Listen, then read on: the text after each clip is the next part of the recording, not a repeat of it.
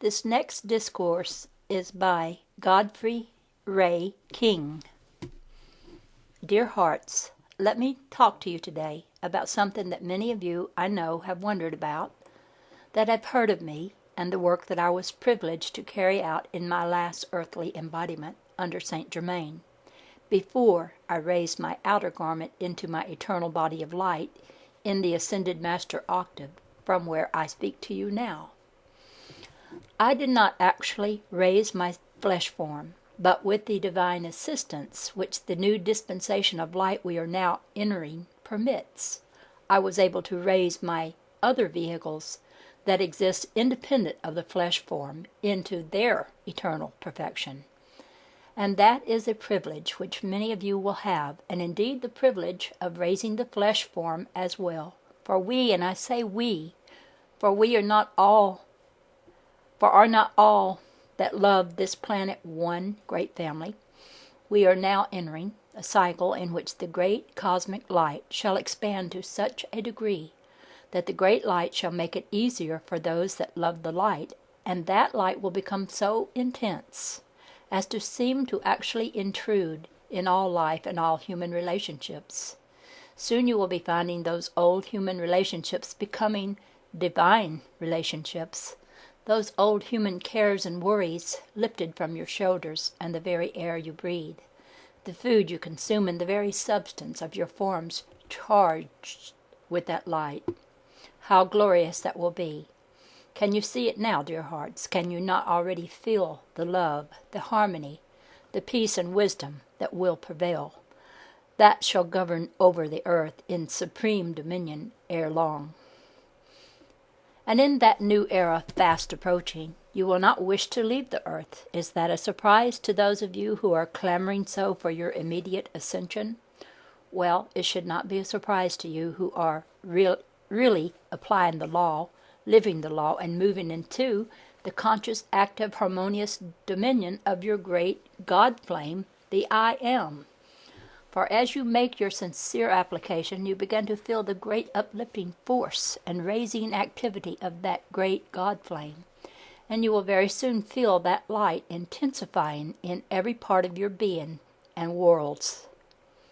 Now, although this light would seem to intrude itself upon you, know that it will not enter your life or world unless you let it, and unless you request it to do so, for you have free will, and your great God Self would certainly not take back from you or interfere in any way with that which was its own precious gift to you, your own freedom to choose what you will be.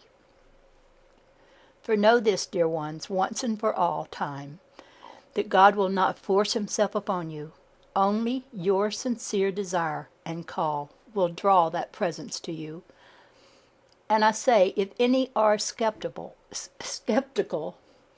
why don't you try it? Just try it, dear hearts, and you will see that I know that of which I am talking. It is funny, have you ever wondered how the blessed child knows so many things without anyone having told him? Is it strange, then, that you should be able to do the same thing as a child? You all were, if I am not mistaken, children once. Or perhaps some feel that they have advanced so far now that they need not admit it. Well, anyway, I have always marveled at how a child that really wants to know something will sit down and have a conversation with himself until he understands what it is that he wants to know. And just whom do you suppose that self is that the child gets his answer from without having an inkling of who it is? Why, of course, it is his own God Self. It is so simple. You too must attain that simplicity if you would be master. And did not one great master say you must become as little children if you would enter into the kingdom of heaven? Notice how that child, if he does not get the answer to his satisfaction, has no compunction about going to another child or adult and saying, "Will you help me?" And so you should ever feel toward us, who are your elder brothers, that you can always ask us for assistance. First call to your own God Self. Then, if that for which you have called in all sincerity is not forthcoming, do not hesitate to call on us, for to ones that are sincere we are always present. And I may tell you that I am present now to you that desire to know more of this great law, the I am, which is the only law which ever was, is, or shall be. However, I would ask, dear hearts, that before you start calling me, you spend some time understanding the meaning of my name. Then you will know who I am and what the nature of the activity is that it is my privilege to represent to the earth. You see, I am is a free ray of light from God, and I am the full ascended consciousness of that ray, full dominion, for the light of God is King. So you see, when you call on me, you are really calling on your own divinity. And when you call on your own God presence, you are calling on me. For in the consciousness of the individual ray that each one is, we are one. That ray is God, of one mind, raised from one central sun. And so in helping you to realize that inherent divinity, I may be of special assistance to each and every one of you. And it is my great privilege to be so, though I would ask that when you call on me, and others of the ascended host, that you first affirm that individual God ray that you are, I am. Then, second, the presence of the particular master whose assistance you desire.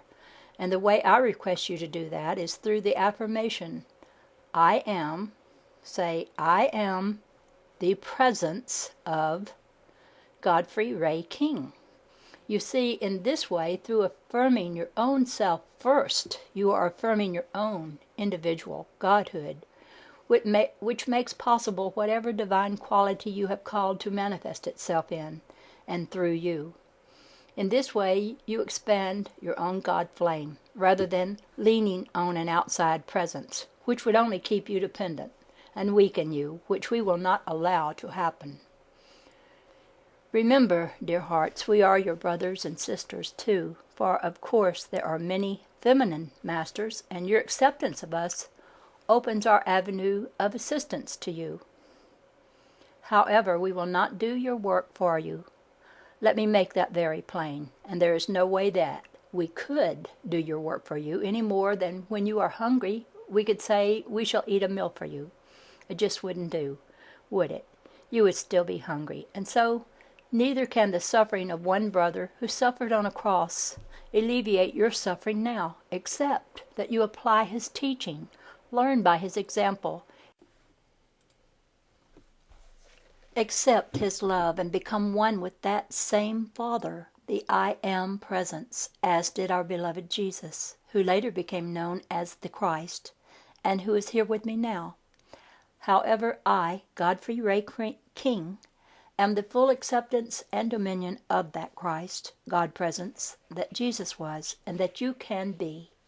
I am God in action, which special consciousness is my gift to you, a crystal chalice, and as I am is the consciousness of the Christ, I give to you that crystal chalice of the living Christ, that you may drink from it, and attain your own eternal victory forever. I thank you.